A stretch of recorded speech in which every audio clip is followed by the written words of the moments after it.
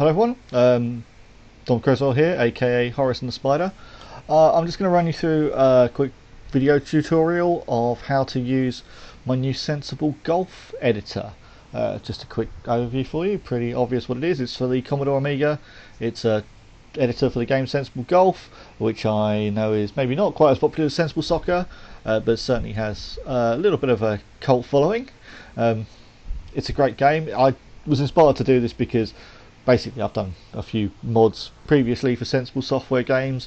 Way back in 1998, myself and my brother did a semi-official update for Sensible Soccer, the World Cup 98 edition, which I got into editing some graphics and things for that myself, my brother taking charge of the data and the team updates.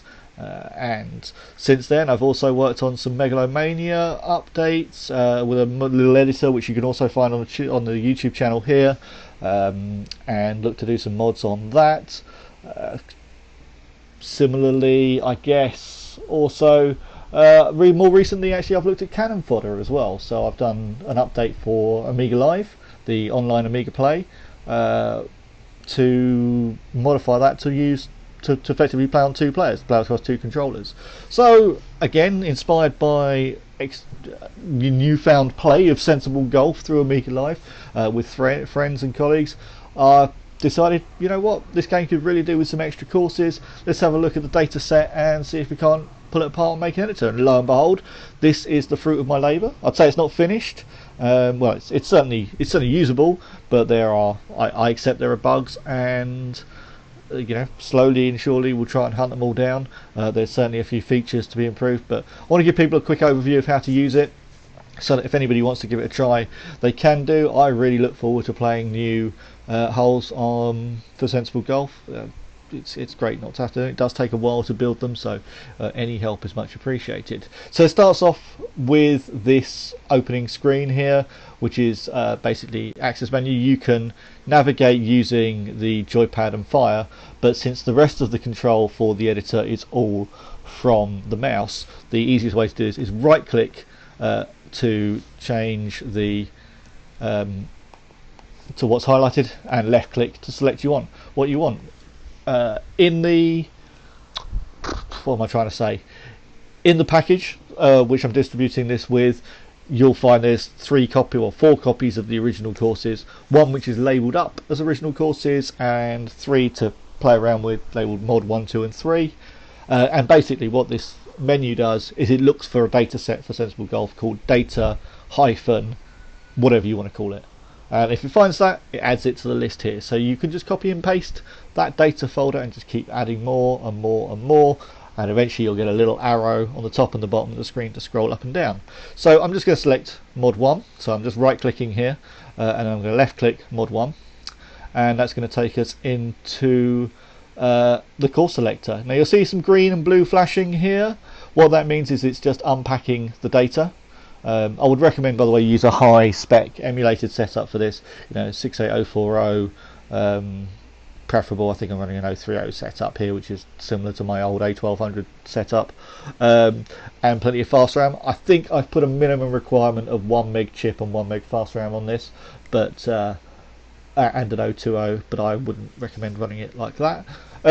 From here you select what course you want to edit. So we have however many courses it is, I forget, 25 I think there are there, yeah, because there's an odd number. So we've got 25 courses we can select from. Just so you know, left clicking the Golf Ed logo here will take you back to the previous screen, and this little man up here will actually launch Sensible Golf under WHD load and allow you to test whatever data set you've selected. I might adapt that. I might try using the JST to see if that actually helps with running, but that's a long story as to why that might be the case.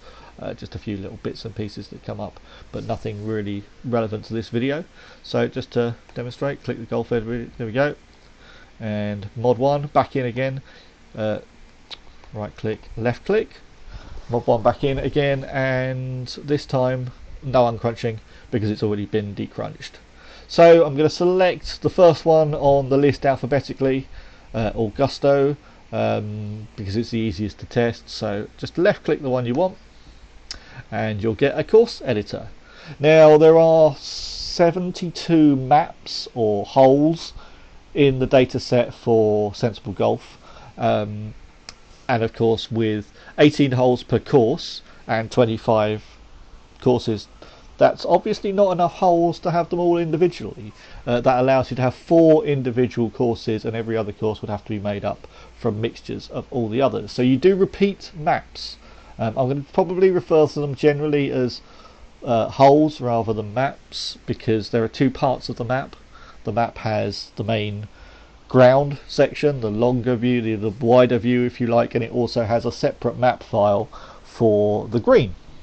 So calling it map isn't particularly helpful, but it was quite helpful for having something short here.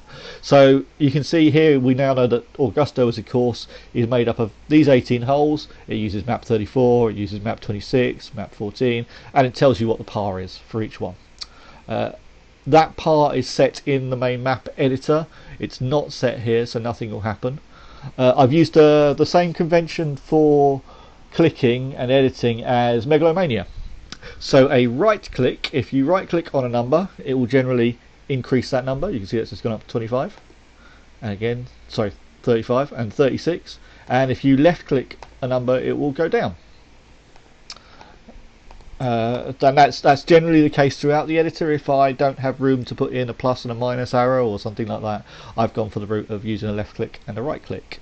Up here you'll see that the land is set to this sort of autumnal looking tree, and you get a little icon, and if I right click it's going to change it here to what I call the evergreen one, and then we also have the tropical trees, and then we have, I suppose, spring, summer, late summer, because you've got some dead trees in there, and there are 4 land types, for want of a better term. There is a 5th for which there's a tile set provided in the game data, but actually the game does no way of knowing how to read it. So it doesn't recognise if you set land type number 5, it doesn't know to check that file, which is something that could be fixed. If the WHD load source was released, I could get in there and start changing some of the references and things like that, which would be quite nice. There's a couple of other buttons on here. So Golf Ed again will take you back a menu, so it'll take you back to the course selector. This little double dice here, I'm going to single click this, and what that does is it literally randomizes the whole course. So you can see all the maps have changed. It will tell you what the par is because that par is set to that map. And it's also randomized the land type, which basically means you can spend some time building up 4 totally unique sets of holes, 1 to 18 and the rest, and then you could just randomize all the others. It doesn't ever repeat a hole across a course, but it could do across another course, so you might end up with some repeated more often than others. But I suspect the reason that Sensible Software have some what looks like repeated holes but aren't necessarily, they're taking the same map and they've just made a few edits, is because it does take quite a while to build up a unique map. I've put a copy on my PS Vita, and I'm sort of slowly churning out maybe just under one per day. But even at that rate, that's going to take me 72 days minimum to produce all of those. So that's quite a slow process.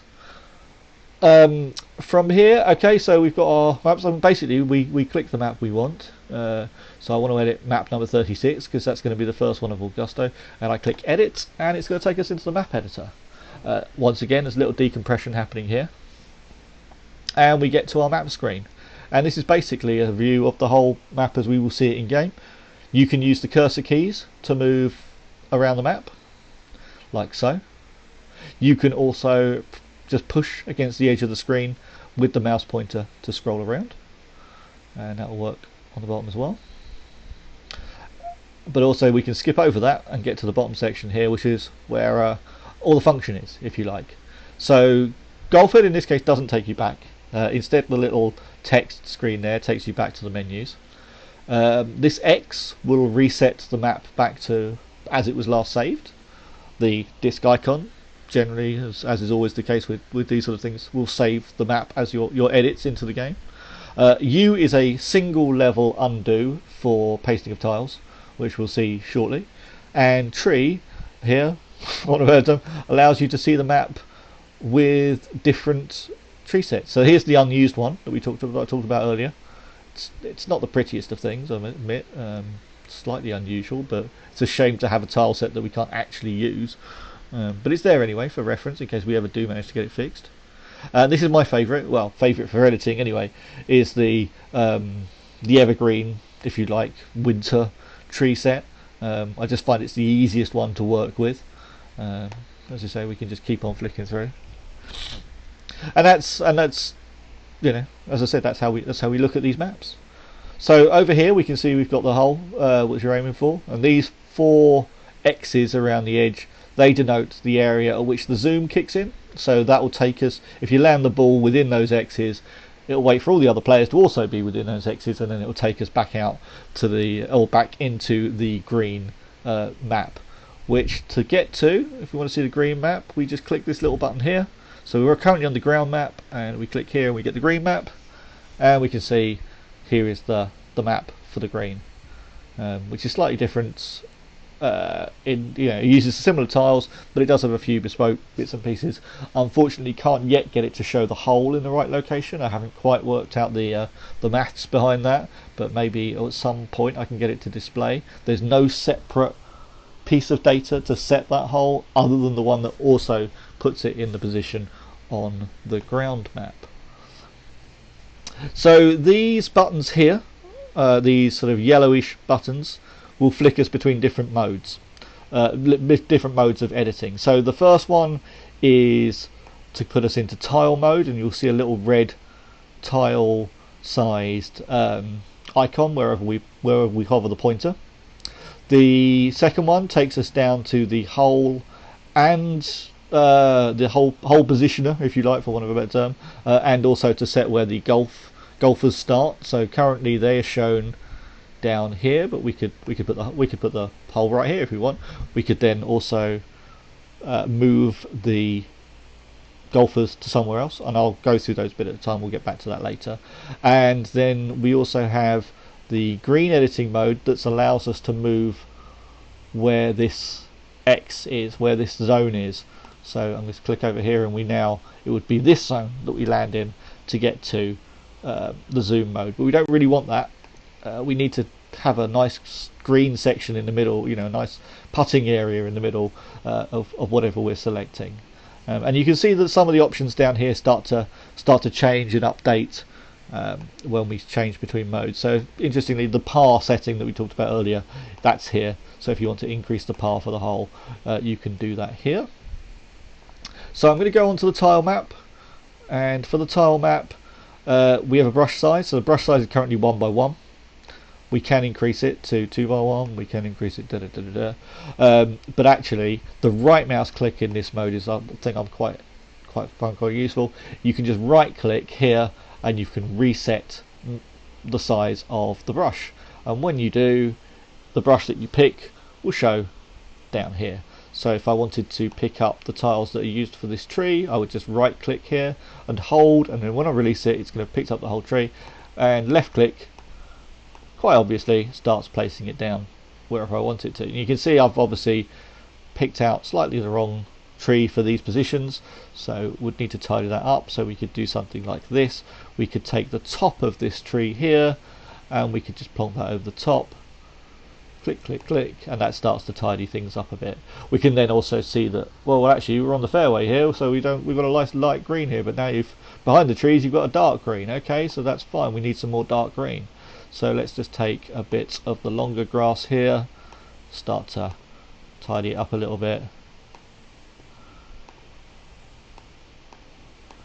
and we can just do it that way until we're happy that we've tidied everything up as best we can, which we're probably never going to be entirely happy that we've tidied up as best we can, but and we can tidy up these trees and they look a bit more sensible now. And you can see in the process I've accidentally picked up some not entirely clean green grassland area for using here. It doesn't really matter, this isn't a permanent change. It's not one we're going to fuss over using. I suppose as a point of reference, if you so for the tile editor, that's the most of it. If we left click where it says default here, we can actually pick from any of the available 640 tiles, and the same rules apply here. We can right click. Oops, sorry. We can right click and hold, and we can change our tile picker, but in this case we have to left click to select that that's the one that we want. So if I right click to get a 2x2 size, i.e. 4 tiles, I've hovered over and done it on this stump, but actually I don't want the large stump. The large stump is only any good for the green. So if I pick something else out, I could always pick out, for example, top bit of bridge here, and you can see the top bit of bridge appears here, and then I could place that down. Why I'd want to put a piece of bridge in the middle of the ground, I don't really know, so I'm just going to get rid of that.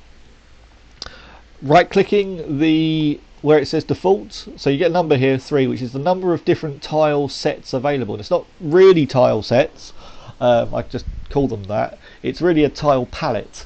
So we've seen the default tile palette, which shows us one of everything. It shows us tile number 1 here, tile number 2, tile number 3, tile number, all the way across, all the way down to tile number 640, which number 640 is this weird little circular planet thing on a black background, or it probably isn't that, which does nothing, by the way. But we sometimes want something a little bit more intuitive to use. We don't always want to just use, be picking out individual tiles. It takes a long time. So as we learned from picking out a piece earlier, so we can take something like this and we can go, oh look, that's a really nice bit of bunker here. That's just saved me a lot of time because I haven't got to pick out all those edges, and I can pick out the top half of the bunker here, and if I put them together I get a little mini bunker. Oh look, that's perfect. It's a perfect little mini bunker that I can use here. So sometimes you want something like that, little groups of things, like picking out a whole tree to use together. So what I've done is I've created a tile palette selector. I've only created a few of these so far, but it'd be great to have some user contributions for these, and I will keep working on them because they make things a lot quicker to do. And if you right click the word default, it will take you through the name of that file. So if I go to the one called bunker med, which is bunker medium, which is effectively like we've had here, and I left click, I now get a set of bunker tiles I can choose from, and that allows me to do things exactly like you just saw me do there. Only this time, for example, I could take this one here, I could take this little pointed bit of bunker here, I can go back to this, and I could maybe say, well, I need a little bit of diagonal movement on that. Is there any way I can do that? Yes, that will do. All that needs tidying up there, so maybe I wouldn't quite use exactly that one, but it certainly saves me a lot of headache for picking out different sizes or different shapes, etc. And I've just gone a little bit overkill, and that gives me a chance to demonstrate the undo function. So look there, one click, undo, click it again, undo. Unfortunately the undo that's as complicated as it gets, as complex as it gets, so deal with it. And here, let's tidy up some of this. So we've got a nice big bunker area now, and what we want to do is we want to say, okay, so we've got this little bit here, that might work somewhere like that. So that has worked on the edge. I've killed a bit of tree in the process, mind you, which is fine. I can just go, well, I don't need this tree anymore. I'd rather have my bunker here. The bunker is more important today, maybe not in other areas, but it is for the purpose of this demo. So I've got rid of that bit of tree, and I can always tidy that up. I can always just go right click here, grab a bit of tree, yeah, left bit of tree, and same here. I've got a nice little bit of tree top here. Don't really work with these tropical tiles very much, they're not really my favourites, but there we go. So that's tidied the trees up. So now I've got a little bit of wonky bunker here, so it might be that something like none of this looks particularly suitable. No. So in this case I might want to go, actually what I need here is a slightly curved bit just to tidy up, and that's not quite right, but it's almost there. Perhaps this one might be more suitable. Nope, that's just the wrong colour of the same one. And unfortunately it does take a little bit of getting used to, a little bit of experimentation until you really know what it is you need. You sort of get used to you get familiar with what the right tiles are for the right job. So I've not really got a very good join there. I'm not really happy with that particularly, but you know what? It's a demonstration video. I'm not shouldn't be too fussed. But maybe something like that would be a little bit tidier. And along those sorts of lines. Whoops! And I've just double clicked that, so that's screwed that up. That's not too bad. I've done worse. Let's put it that way. That one might fix it. Nope, no, not that at all. Anyway, let's not get too caught up on trying to make this perfect right now. You get the idea. That's how the tile bunker mode works. Tile bunker? No, that's not what I meant to say at all. That's how the tile selector works. So as I said, we can build up more of those in time, and hopefully, as I said, we'll get some contributions on those. So there's the default one. One more click. There's one I've been working on for water. It's not quite complete, but again, would allow me to just pick out little bits of water that I might need to paste on there. Okay, so I'm going to move on to the next editor section, which is the whole section. The whole and the golfer selection. So just left click and right click where it says whole, and it will allow you to change what you want to select. Interestingly, if you right click this little button here, it will actually take you to where the current position is, which I think is quite a nice feature. So if I'm golfer number 4 and I accidentally, I put golfer number 4 to start up here and I was down here, I could just right click and go, well, why is golfer number 4 starting on the green? That's not very fair. Just a point of note is only golfer number 1 is used for human players, so golfers 2, 3 and 4 are only the AI. I haven't really worked out why that would be or what the logic behind that is. Maybe it means that maybe the writers thought it didn't give any kind of advantage that way, but that's certainly how it is. And then we can also do the same with the hole. So if I right click the hole, look, there it is, it's already on the starting position. We best put it back where it belongs, so it belongs up here. And then again, if I move away, right click, look, we're straight at the hole. And that's it. There's not really much to it. You say you set the par from here as well, and that's that particular mode of editing. On the green, if you right click the button, it's going to take us to the green positioning. Left click it to put it in the mode. So you can see here the putt zone, which is the zone where the zoom kicks in, is currently set at this size. There are some limits. I have not allowed it to be set any lower than the original sizes were used, and it needs to be a certain size because it needs to be at minimum really should match the screen size that gets filled on the green editor. But that's, you can go a bit larger, because our green can actually be a little bit larger than the screen. Some have scroll, some don't have scroll. I'm just going to click the save button because I want us to be able to see these edits in action, and you'll just see a little flash of red around. So we will get to see that, and I'm going to bring those back in line. And I don't think there's really anything else to show on the green editor on this particular viewpoint, not on the ground. So I think that's everything for the ground editing, map editing screen. If we click on the green editing screen, we get pretty much the same functionality in terms of tiles. In fact, we get exactly the same functionality with respect to tiles. We can pick out what we want to do for that. We can right click and we can drag again, and we can paste something when we want it.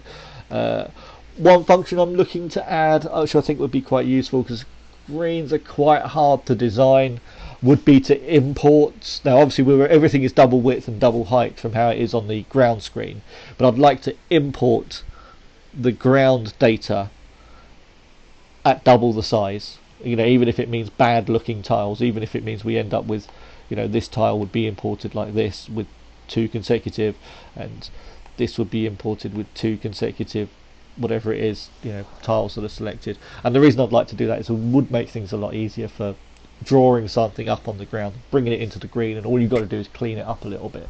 But at the moment that's a bit beyond where we are on development. So the green editor, yeah, as I said, is pretty much tile wise is exactly the same. You've obviously got your tiles that you'll want to use for setting slopes and the rest of it. You don't actually set any slopes on the ground screen.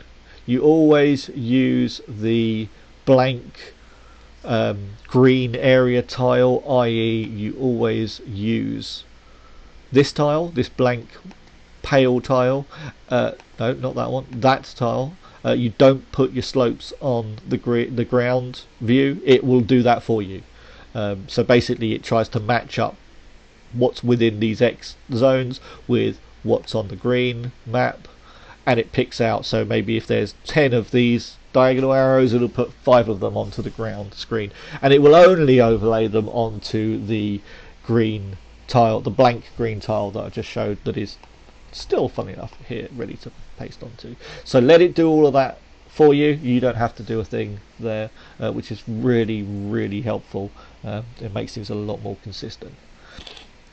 Right, so the big function changes on here are really when we get into the green editing, if you like. So I'm a little bit concerned about that icon appearing, but we'll see. So when we go onto the green editing appearing, you get these little X's, and these need to really line up with what we saw on the ground screen. So they're the opposite. If in these cases, when you're inside here, you go into the zoom, when you get these on the green editing screen, you come out of the zoom. And you can see in this case, they're the same width, or the same height as my palette editing screen. There's a little bit of corruption at the bottom. I've allowed it to scroll further than I should be allowing it to scroll, so I'll fix that bug at some point.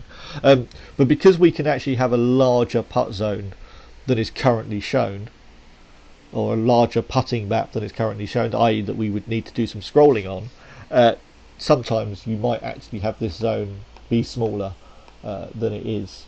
And you can see from what I've just done, you should always really have 4 sets of X's, top left, top right, and you can see from what I've done, this just allows you to plonk them down, and unsurprisingly, if you right click, it will remove them.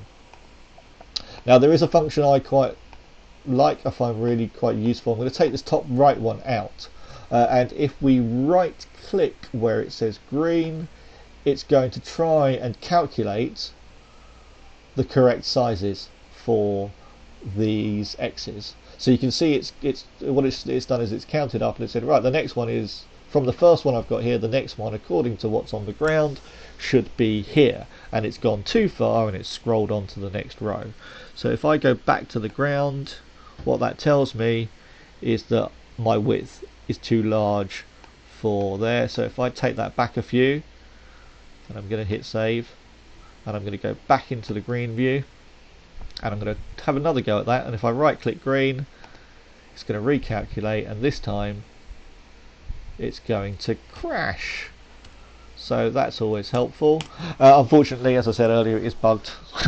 There are some small memory leaks, but hopefully if you're remembering to save on a regular basis, then that's not going to be an issue, and I will keep hunting them down. But I do unfortunately think it's a little bit a case of having used Amos to program this with. Bluntly, it's not always brilliant when it comes to data handling. Oh look, our map is back, only this time we're still on a different tile set, but our trees are in the same position, and oh look, our little X's are in the right position. Excellent. So we can go back to the green, and we can carry on with what we were trying to demonstrate, which was this function. And you can see this time it's lined them all up correctly. It's put that one in the top left and that one in the top right, and the bottom ones are off the screen because it hasn't managed. We've got our ground size not really set tall enough, so I need to bring the height back in. And in fact, if I bring the width in slightly as well as the height, and this should really demonstrate the function better as well, and I go back into the green and I right click this green, it's going to recalculate, and look, it's said, okay, well actually the zone that you've given me on the outer view is less than the zone that I can see on the zoomed view. And of course I'm going to manually use the X's here just to reset that slightly. We can increase the map size, which is what this zone size function here is for. So we can have it so it needs to be bigger so it can scroll. The only problem with this at present, and you can see when I click it to increase the size, it goes into red, and the reason it goes into red is because it's not instantaneous. It will trash our current layout.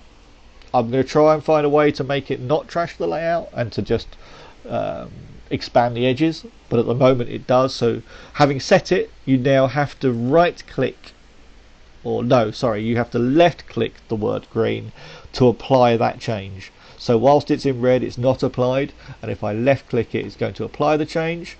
So now it's 25 by 36, which means, look, it's going to scroll left and right, and of course it's ruined all of our X positions, but that's to be expected. But it's blanked everything off, but it is now a lot larger. So if I right click green again, it's going to resort those X's and go, okay, yep, so that's where those X's belong in the context of here. So if I take off the first one, for example, and I plonk them back here and right click, it's going to use that as the starting point again, and you can see it's just, okay, that's where I think it should be. But that's the function as it stands. I'm hoping to sort of improve that area. It's a little bit quirky. It's a little bit, it's quirky because of the way that Sensible Software have based the information, but the data in there. But it does work. It does save you a lot of time. But it would be nice to have something to really tie you together to the green editor. I don't think there's anything else on that. I am going to press the X and just see if it knows. It has since sort of trashed into memory. So if I go back to the menu without saving it, go back into Augusto, go back to edit, we've got the map here, we've got the big map here, we can go back to the green and we can just increase that putt zone back a little bit, hit save, and if we go into the green editor, yeah, we can see it is completely trashed. So that is a hard edit, if you like. As I say, I will work on a way of importing the data from the ground screen, so at least you get a rough idea, and you've all you've got to do then is clean it up a bit. So I'm going to right click that green button here just to have at least a nice clean set of X's. I'm going to save it, and I'm just going to draw a few little bits. No, wrong one. I'm just going to draw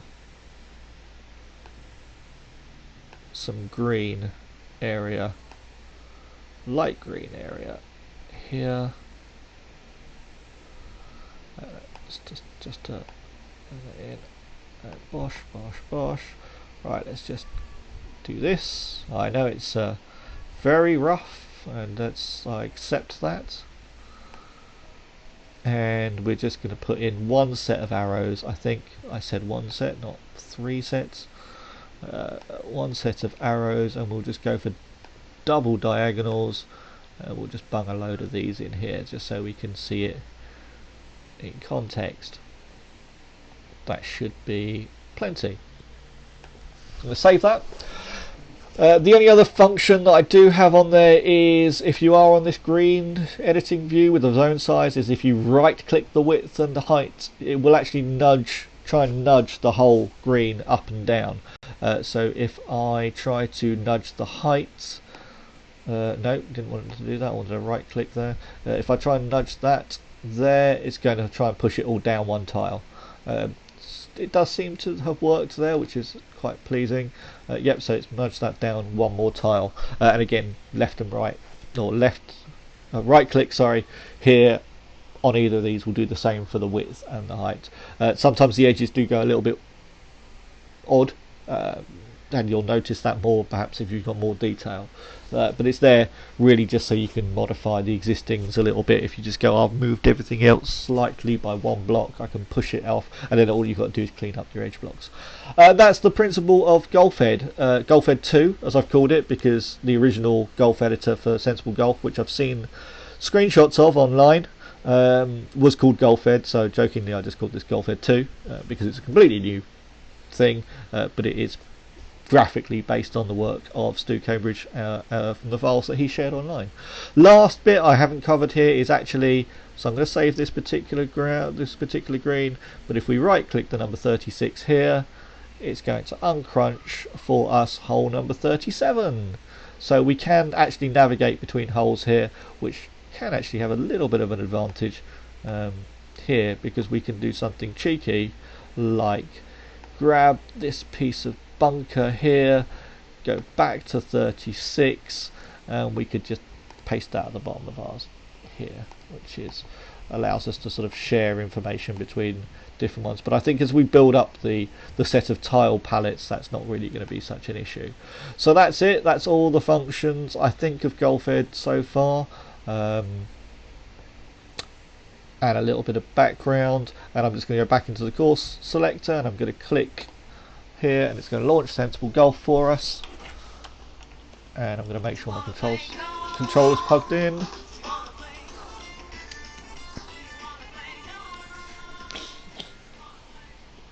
And okay, so we shall just go a quick practice hole, just one human, Augusto, hole number 1, and lo and behold, here is a trashed set of course with lots of weird edits on it. And look, there's a bunker that's half drawn, there's another bunker, there's some trees that I've thrown up there